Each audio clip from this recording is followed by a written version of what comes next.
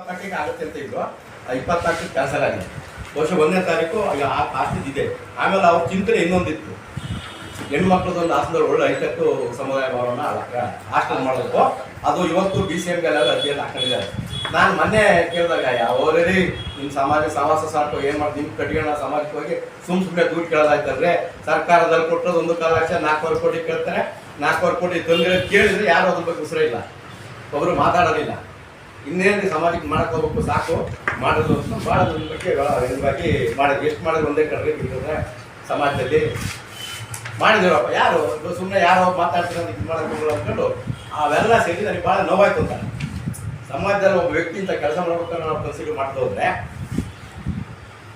ಸುಮ್ಮನೆ ನಮ್ಮ ಗಮನಕ್ಕೆ ಮಾಧ್ಯಮ ಜನಗಳಿಗೆ ಗೊತ್ತಾಗಬೇಕು. ಈಗ ನಮ್ಮ ಅಲ್ಲಿ ಸಮುದಾಯ ಭವನಕ್ಕೆ ಸಲ ಆಗಿ ಬಂದಿರಲಿ ಅಂತ ಎಸ್ಟಿಮೇಟ್ ಆಗಿರೋದೇ 2-3 ಎಸ್ಟಿಮೇಟ್ ಆಗಿರೋದೆ. ಸರ್ಕಾರದಿಂದ ಬಂದಿರೋದು 1.25 ಕೋಟಿ, ಖರ್ಚಾಗಿರೋದು 160 ಮುಗಿಸಿದ್ದಾರೆ. ಇವು ಸರ್ಕಾರದಿಂದ ಒಂದು 400 ಕೋಟಿ ಬಂದಿದೆ ಅಂತ ಇವು ಪತ್ರಿಕೆ ಎಲ್ಲಾದ್ರೂ ಕೊಟ್ಟಿರ್ತಾವೆ. ಅದನ್ನು ಕೊಡಲಿ, ಭವಿಷ್ಯ ಬೇಕಾದ್ರೆ ನನಗೆ ಗೊತ್ತಿರಂಗೆ ಅವರು ಪಿನ್ನಿಟ್ಟಿದ್ದಾರೆ.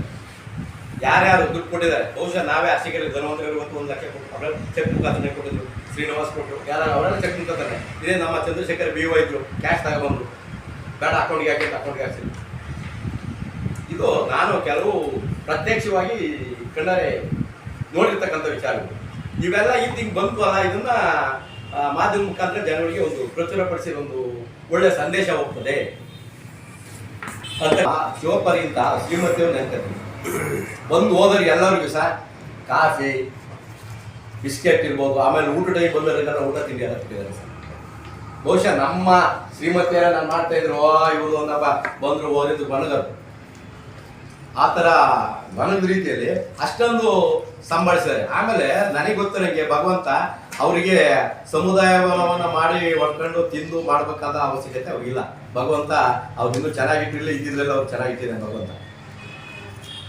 ಈ ಥರವನ್ನ ತೇಜವಧೆಯನ್ನು ಬೇರೆಯವರು ಯಾರೋ ಮಾಡ್ಬೋದು, ನಾನು ಯಾರು ಇದು ಮಾಡೋದು. ಅದನ್ನ ನಿಮ್ಮ ಮುಖಾಂತರ ಒಂದು ಶಿವಪರ ಬಗ್ಗೆ ಒಂದು ಒಳ್ಳೆ ಸಂದೇಶ ಉಪಾಧ್ಯಕ್ಷರಿದ್ದಾರೆ, ಅದ್ರ ಬಗ್ಗೆನೇ ಬೇಕಾದಷ್ಟು ಅಲಿಗೇಷನ್ಸ್ ಬಂದೈತೆ. ಈಗ ರಾಜ್ಯ ಉಪಾಧ್ಯಕ್ಷರಾಗಿದ್ದಾರೆ, ಇದು ಮಾಡ್ಕೊಂಡಿದ್ದಾರೆ. ಅವ್ರದ್ದೇ ಬೇಕಾದಷ್ಟು ಇದೆ, ಅಲ್ಲಿದೆ. ಅವರೇ ಬಂದು ಇಲ್ಲೇನಾಗಿದೆ ಅಂತಕ್ಕಂಥದ್ದು ಜವಾಬ್ದಾರಿ ಸ್ಥಾನದಲ್ಲಿ ಇರೋರು ಸರ್ ಅವರು. ಅವರೇ ಬಂದು ಇಲ್ಲೇನಾಗಿದೆ, ಅವ್ರು ತಾಲೂಕ್ ಬಾಡಿ ಇರ್ಬೋದು, ಜಿಲ್ಲಾ ಬಾಡಿ ಇರ್ಬೋದು, ಅವ್ರಿಗೆ ಪ್ಲಸ್ ಇದೆಯಲ್ಲ ಸರ್ ಮಾಡಕ್ಕೆ. ಅವ್ರು ಕೇಶವಮೂರ್ತಿ ಅವರೇ ಬಂದು ಕುತ್ಕೊಂಡು ನಾನು ಒಬ್ಬ ಜನ ಉಪಾಧ್ಯಕ್ಷರಿದ್ರೆ ನಮ್ಮ ಸಮಾಜ ಹಿಂಗೆ ಆಗ್ತದೆ ಎಲ್ಲ ಬರ್ರಿ ಅಂತ ಹೇಳಿ ಕರೆದು ಮಾಡ್ಬೋದಿತ್ತು. ಹಿಂದೆ ಒಂದ್ಸಲ 2022ರಲ್ಲಿ ಸ್ವಾಮೀಜಿಯವರ ನೇತೃತ್ವದಲ್ಲಿ ಇದನ್ನೆಲ್ಲ ಕರೆದ್ರು ಸರ್. ಇವರು ವಾಸ್ತವ ವಿಚಾರವನ್ನೆಲ್ಲ ಶಿವಪರ ಇಟ್ರು. ಆಮೇಲೆ ಮಧ್ಯ ಅವ್ರಿಗೆ ಬಂದ ಮಾಡ್ಕೊಂಡು ಹೋದ್ರು. ಅವತ್ತಿಂದ ಇವತ್ತವರೆಗೂ ಶಿವಪರ ಏನು ಮಾಡಿದ್ರು, ಫೈನಾನ್ಸ್ ವ್ಯವಹಾರವನ್ನು ಪೂರ್ಣ ಪ್ರಮಾಣದಲ್ಲಿ ಸ್ವಾಮೀಜಿಯರ ಅಂಡರ್ ಕೊಟ್ಬಿಟ್ಟಿದ್ದಾರೆ. 2022ರಿಂದಲೂ ಸ್ವಾಮೀಜಿಯರ ಅಂಡರೇ ನಡೀತಾ ಇರ್ತದೆ. ಇವರು ಅಧ್ಯಕ್ಷರಾಗಿರ್ಬೋದು ಅಷ್ಟೇ. ಹಣಕಾಸು ವ್ಯವಹಾರವನ್ನು ಇವನ್ ಟುಡೇ ಸ್ವಾಮೀಜಿಯವರೇ ನಡೆಸಿ ಹೋಗ್ತಾರೆ. ಅದ್ರ ಬಂದಿರ್ತಕ್ಕಂಥ ಆದಾಯ ಅಕೌಂಟ್ಗೆ ಹೋಗ್ತದೆ, ಎಲ್ಲ ಮ್ಯಾನೇಜರ್ ಇದ್ದಾನೆ. ಇನ್ನು ಇರ್ತಕ್ಕಂಥ ಎಲ್ಲರೂ ಸಹ ಸ್ವಾಮೀಜಿಯ ಮುಖಾಂತರ ದುಡ್ಡು ಯಾವಾಗ ಅವರಿಗೆ ಅಪಾದನೆ ಮಾಡಿರಲ್ಲ. ಎಲ್ಲಿದು ಸ್ವಾಮೀಜಿ ಇದು ಹಾಸನ ಜಿಲ್ಲಾ ಕನಕ ಭವನ ಟೋಟಲ್ ಸರ್. ಈ ಅಪಾದನೆ ಮಾಡಿದ್ರಲ್ಲ ಸಮಾಜ ಸರ್, ಅಲ್ಲಿ ಇದೇ ಸರ್ ಆದಾಯ ಬರೋದು ಅದೊಂದೇ ಅಲ್ವಾ ಸರ್. ಇವರು ಸಮಾಜದ ಅಧ್ಯಕ್ಷರಾಗಿದ್ದಾರೆ ಅಷ್ಟೇ.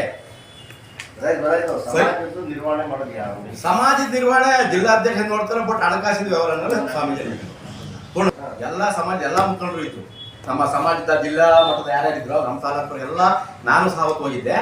ಎಲ್ಲ ಈಗ ಏನಾಯ್ತು, ಅವರು ನೆಲದ ಬಂದು ಏನೇನು ಮಾಡ್ಬೇಕು ಅಂತ ಅವರೆಲ್ಲ ಜಮಾ ಎಲ್ಲ ಏನಿತ್ತು ಅವ್ರ ಲೆಕ್ಕಾಚಾರದ ಪ್ರಕಾರ ಎಲ್ಲರಿಗೂ ಕೊಟ್ಬಿಟ್ರು ಶಿವಪ್ಪನ. ಆವಾಗ ಮಧ್ಯೆ ನಾವು ಈಗ ನನಗೇನೋ ನನ್ನ ಬಗ್ಗೆ ಇನ್ನೊಬ್ರು ಏನೋ ಅದಾಗದೇ ಇಲ್ಲ ಅಂತ ಇಟ್ಕೊಳ್ಳಿ, ಆ ಥರದವ್ರು ಅದು ಇದು ಮಾತು ಬೆಳೆದಾಗ ಅಲ್ಲೇನಾಯ್ತು, ಒಂಚೂರು ಮಾತು ವಿಕೋಪಕ್ಕೆ ಹೋಯ್ತು. ಆ ಸಭೆ